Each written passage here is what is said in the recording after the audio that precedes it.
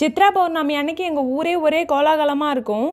நான் அன்னைக்கு சிம்பிளாக சாப்பாடு வச்சுட்டு மஞ்சள் பூசணிக்காய் கூட்டு வச்சிடலான்னு தான் ரெடி பண்ணிகிட்டு இருந்தேன்.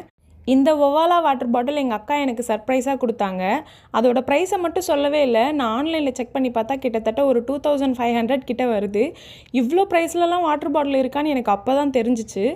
எங்கள் ஊருக்கு வெளியே ஒரு ஐயனார் கோவில் இருக்குது. அந்த கோவிலில் எங்கள் ஊரில் இருக்கிற எல்லா மக்களுமே ஒன்றா திரண்டு போய் ஊரணி பொங்கல் அப்படின்னு சொல்லிட்டு சித்ரா பௌர்ணமி அன்னைக்கு வைப்பாங்க. ஈவினிங்காக ஒரு 5 மணிக்கு போய் எல்லோரும் பொங்கல் வச்சு ஒரு 7 மணிக்குள்ளெல்லாம் ரெடி பண்ணிட்டாங்கன்னா ஊருக்கு வெளியில் ஒரு சாமி எல்லையம்மன்னு ஒரு சாமி இருக்குது. அந்த சாமியை அழைச்சிட்டு வருவாங்க.